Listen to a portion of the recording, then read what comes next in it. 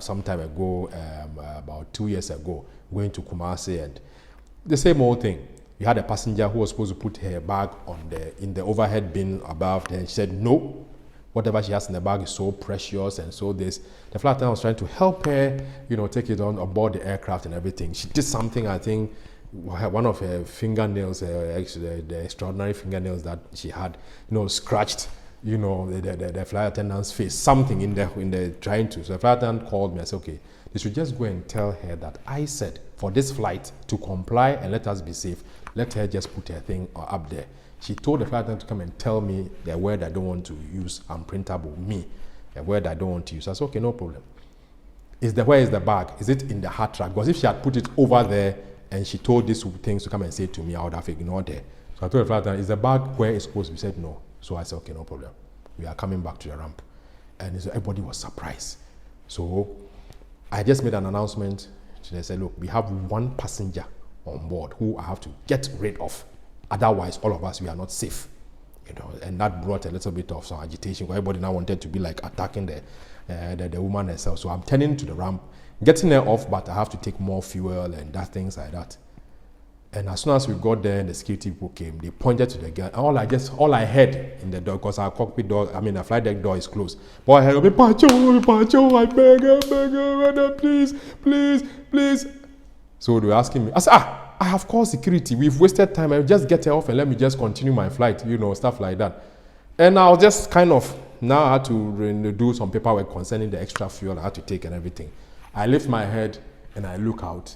And I see a woman who can be like, I don't know, maybe in her 60s or whatever, on the tarmac, kneeling down, begging me, telling me to look there, look here, look at God, look at her, please, if she doesn't, and if she doesn't. I said, oh, don't worry.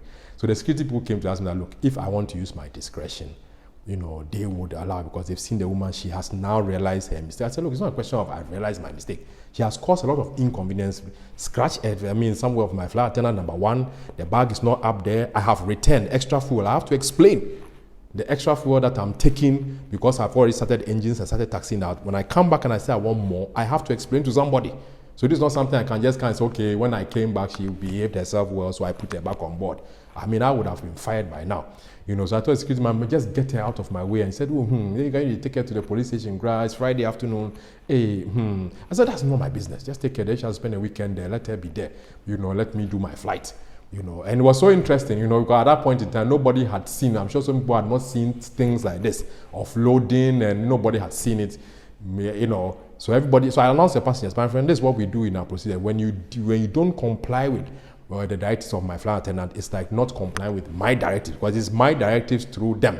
So if you don't comply on there, that means you are disrespecting me.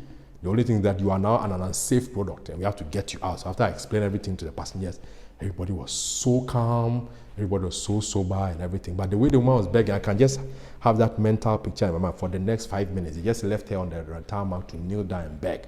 I look at her one like this, I see her going through the ordeal. I'm looking at her, I just turn right. I look at her, then I turn around, look at her, I look at her. I just turn right. I said, no way. There's no way this woman will come back into my ship. There is no way. If I do that, I myself have a lot of explaining to do to everybody, which I was not in the mood. But yeah, as for this our job, it happens. Sometimes it happens. When passengers are unruly and the security come, some of them now get sober. Some of them will try to resist the security. Well, that's unnecessary. Our goal is to get the security to get you off and go and deal with you. Whatever happens is their back case. So these are some of the interesting stories that we've heard about, or we call it offloading, offloading unruly passengers. But please, it's also another advice to passengers. Please, just sit in the ship, be calm and get to your destination. Being rude, not complying, trying to antagonize will not help you, because there are some airports when you are offloaded, you won't have a pleasant rest of the day. So my advice to you is that try to comply with all the directives for that short time that you are in this our tube till we get you to destination. Otherwise, some of us will have to apply force, and I love applying force to people who don't seem to be safe. Okay, so stick and stay with me on other videos. We've enjoyed you so much, and peace.